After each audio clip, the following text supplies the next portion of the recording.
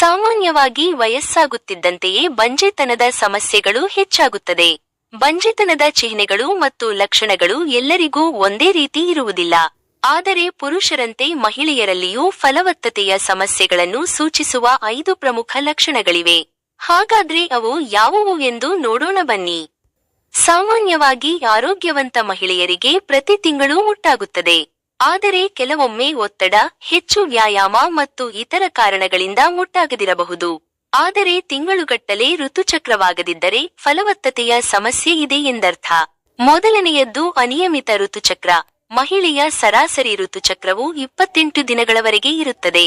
ನಿಮ್ಮ ಋತುಚಕ್ರ ನಿಯಮಿತವಾಗಿ ಆಗುತ್ತಿದ್ದರೆ ಈ ಚಕ್ರದ ದಿನಗಳು ಸ್ವಲ್ಪ ಭಿನ್ನವಾಗಿದ್ದರೂ ಯಾವುದೇ ಸಮಸ್ಯೆಗಳಿಲ್ಲ. ಉದಾಹರಣೆಗೆ, ಒಂದು ತಿಂಗಳಲ್ಲಿ 33 ದಿನಗಳಿಗೊಮ್ಮೆ ಅಥವಾ ಮುಂದಿನ ತಿಂಗಳಲ್ಲಿ 31 ದಿನಗಳಿಗೆ ಅಥವಾ 35 ದಿನಗಳಿಗೊಮ್ಮೆ ಮುಟ್ಟಾಗುವುದನ್ನು ಸಾಮಾನ್ಯ ಋತುಚಕ್ರವೆಂದು ಪರಿಗಣಿಸಲಾಗುತ್ತದೆ. ಆದರೆ ಈ ಚಕ್ರಗಳು ಪ್ರತಿ ತಿಂಗಳು ಬದಲಾಗುತ್ತವೆ ಮತ್ತು ಮಹಿಳೆಯರು ತಮ್ಮ ಋತುಚಕ್ರ ಯಾವಾಗ ಬರುತ್ತದೆ ಎಂದು ಊಹಿಸಲು ಸಹ ಸಾಧ್ಯವಾಗದಿರಬಹುದು. ನಿಮಗೆ ಹಾರ್ಮೋನ್ ಸಮಸ್ಯೆಗಳು ಅಥವಾ ಪಾಲಿಸಿಸ್ಟಿಕ್ ಓವೇರಿಯನ್ ಸಿಂಡ್ರೋಮ್ (PCOS) ನಂತಹ ಸಮಸ್ಯೆಗಳಿದ್ದರೆ ನಿಮ್ಮ ಋತುಚಕ್ರವು ಅನಿಯಮಿತವಾಗಿರಬಹುದು.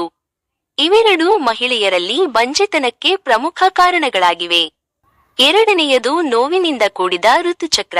ಅನೇಕ ಮಹಿಳೆಯರಿಗೆ ಮುಟ್ಟಿನ ಸಮಯದಲ್ಲಿ ಸೆಳೆತ ಸಾಮಾನ್ಯ. ಆದರೆ ಕೆಲವರಲ್ಲಿ ಈ ನೋವು ಅಸಹನೀಯವಾಗಿರಬಹುದು ಮತ್ತು ಅತಿಯಾದ ರಕ್ತಸ್ರಾವವೂ ಆಗಬಹುದು. ಇದರಿಂದಾಗಿ ದೈನಂದಿನ ಕೆಲಸಗಳನ್ನು ಮಾಡಲು ಸಹ ಅಸಾಧ್ಯವಾಗಬಹುದು. ಇದು ಎಂಡೋಮೆಟ್ರಿಯೋಸಿಸ್ನ ಲಕ್ಷಣಗಳು ಆಗಿರಬಹುದು ಅಥವಾ ಇದು ಬಂಜೆತನದ ಸಂಕೇತವೂ ಇರಬಹುದು.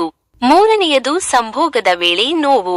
ಲೈಂಗಿಕ ಸಂಭೋಗದ ಸಮಯದಲ್ಲಿ ಉಂಟಾಗುವ ನೋವು ಮತ್ತು ಅಸ್ವಸ್ಥತೆ ತುಂಬಾ ಅಪಾಯಕಾರಿಯಾಗಿದೆ.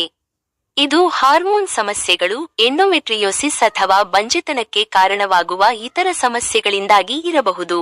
ನಾಲ್ಕನೆಯದು ಹಾರ್ಮೋನುಗಳ ಏರಿಳಿತದ ಲಕ್ಷಣಗಳು.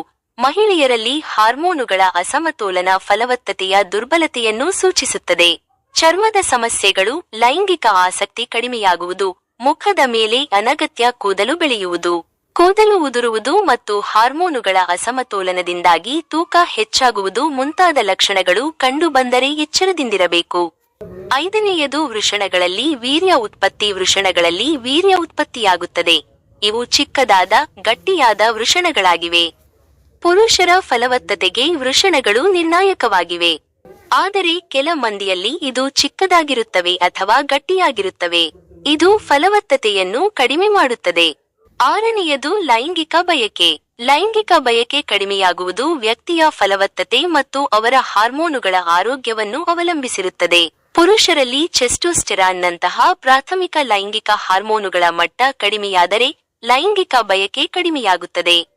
ಇಂತಹ ಬದಲಾವಣೆಗಳು ಫಲವತ್ತತೆಯ ಸಮಸ್ಯೆಗಳನ್ನು ಸೂಚಿಸುತ್ತವೆ. ಏಳನೆಯದು ನಿಮಿರುವಿಕೆಯ ಅಪಸಾಮಾನ್ಯ ಕ್ರಿಯೆ. ನಿಮಿರುವಿಕೆಯ ಅಪಸಾಮಾನ್ಯ ಕ್ರಿಯೆ ಎಂದರೆ ಪುರುಷರ ಫಲವತ್ತತೆ ಕಡಿಮೆಯಾಗುವುದು. ಈ ಸಮಸ್ಯೆ ಹಾರ್ಮೋನುಗಳ ಬದಲಾವಣೆಯಿಂದ ಉಂಟಾಗಬಹುದು. ವೈದ್ಯರ ಸಲಹೆಯೊಂದಿಗೆ ಕೆಲವು ಹಾರ್ಮೋನುಗಳ ಔಷಧಿಗಳನ್ನು ಬಳಸುವುದರಿಂದ ಈ ಸಮಸ್ಯೆಯಿಂದ ಮುಕ್ತಿ ಪಡೆಯಬಹುದು. ಎಂಟನೆಯದು ವೃಷಣಗಳಲ್ಲಿ ನೋವು ಅಥವಾ ಊತ. ವೃಷಣಗಳಲ್ಲಿ ನೋವು ಅಥವಾ ಊತಕ್ಕೆ ಹಲವು ಕಾರಣಗಳಿರಬಹುದು. ಆದರೆ ಇದು ಪುರುಷರಲ್ಲಿ ಬಂಜೆತನಕ್ಕೆ ಪ್ರಮುಖ ಕಾರಣವಾಗಿದೆ. ನಿಮಗೆ ಈ ಸಮಸ್ಯೆ ಇದ್ದರೆ ಲೈಂಗಿಕ ಬಯಕೆ ಕಡಿಮೆಯಾಗುವುದರ ಜೊತೆಗೆ ವೀರ್ಯ ಉತ್ಪಾದನೆಯೂ ಕಡಿಮೆಯಾಗಬಹುದು. ಒಂಬತ್ತನೆಯದು ಸ್ಥಳನ ಸಮಸ್ಯೆಗಳು. ಸ್ಥಳನ ಮಾಡಲು ಅಸಮರ್ಥತೆಯು ಬಂಜೆತನಕ್ಕೆ ಮತ್ತೊಂದು ಕಾರಣವಾಗಿದೆ. ಈ ಸಮಸ್ಯೆ ಇದ್ದರೆ ವೀರ್ಯ ಕೋಶಗಳು ಸಕ್ರಿಯವಾಗಿ ಮುಂದುವರಿಯಲು ಸಾಧ್ಯವಿಲ್ಲ.